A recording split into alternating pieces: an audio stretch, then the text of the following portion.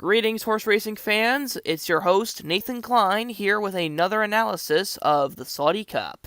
And it is quite interesting to finally have another running of this race. It felt like yesterday that Maximum Security won it, and now a year later, we still don't really have an official winner of that said race because of that whole drug dispute, and we may have that again depending on who wins this race. But that's not important. What is important is that we got 14 horses ready to run in the richest race in the history of horse racing, and I have to talk about all of them in a very timely manner. So, let's get into it. First up, in post position number 1, just like last year, we got a Japanese horse on the inside. This time, it's Chua Wizard, and things have not moved in Japan's favor on this one. Chua Wizard is definitely a worse horse than Chryso Barrel, who was the big contender for Japan last year.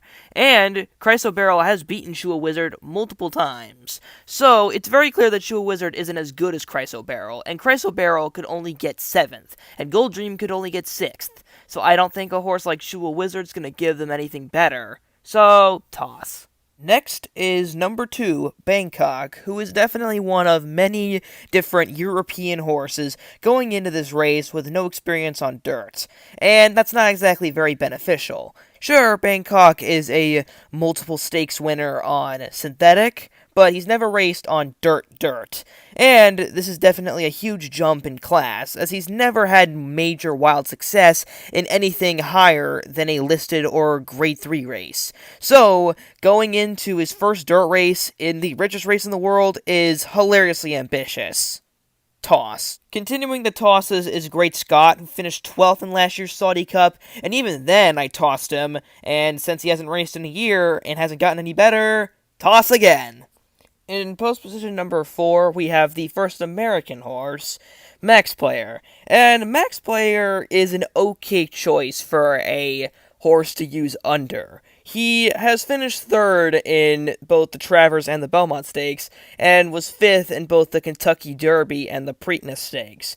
So, not bad for running in the biggest races in America, but not great either, as he's only on the money some of the time. That was in the New York races. When he stepped out of New York, he was just shy of the money. So, maybe Saudi Arabia is going to be different. It's worth a shot to try and use him below, but he might just fall right out of it, like 4th or 5th. But he could get lucky, so I'd say consider him, but I'm not going to use him. But the next American horse is the big guy, Nix Go. He's one of the favorites and one of the big horses to look out for. His win in the Pegasus World Cup definitely helped cross off a few concerns that people had with him. 1, he can go further than a mile, and thus will be able to handle this distance of a mile and an eighth, as shown with his win in the mile and an eighth Pegasus World Cup. 2, he can handle a fast pace, and he can also handle mile challenges for that early lead. So, that's another thing. He doesn't necessarily need a unchallenged lead to win. However, he hasn't suffered serious pace challenges, and he might get that in the Saudi Cup. But that's besides the point. He crossed off a lot of things that he needed to prove in the Pegasus World Cup, and now looks better than ever. I'm very optimistic that he'll definitely have a good showing, but I wouldn't say he's out of the woods yet. I think that this is going to be his next big challenge, and there's definitely going to be that chance that maybe he doesn't win.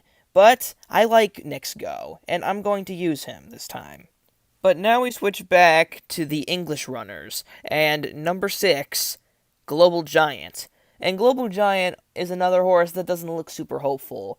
He comes into this race with a very close 2nd in the Bahrain International Trophy, which is impressive, but not exactly for this race, as that was a 1.25-mile turf race.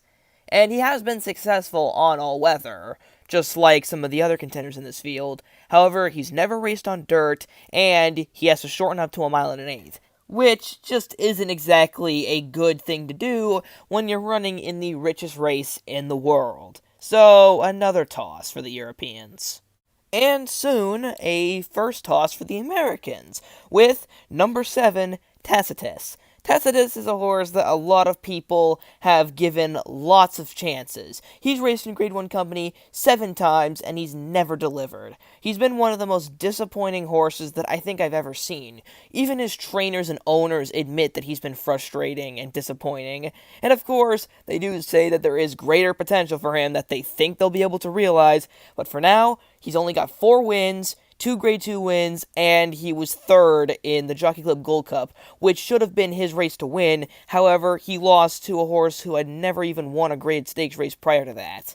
Just not a good horse. Huge toss.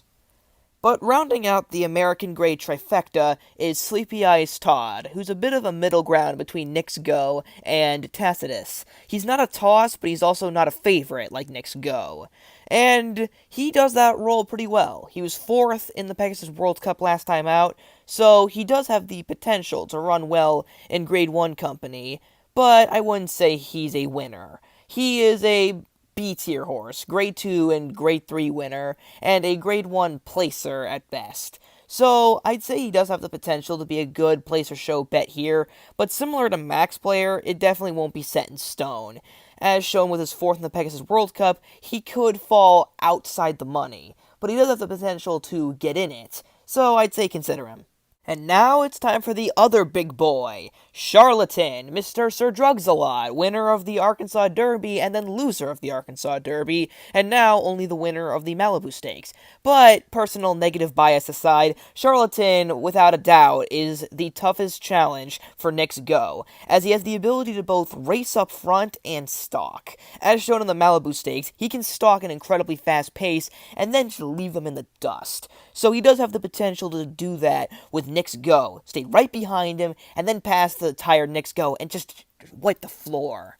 So he has the potential to do that, and that makes him lethal. Another thing is that he's been able to match Knicks Go's speed fractions. In his Arkansas Derby race, he ran nearly identical speed fractions to Knicks Go's Pegasus World Cup, and won by a similarly impressive margin.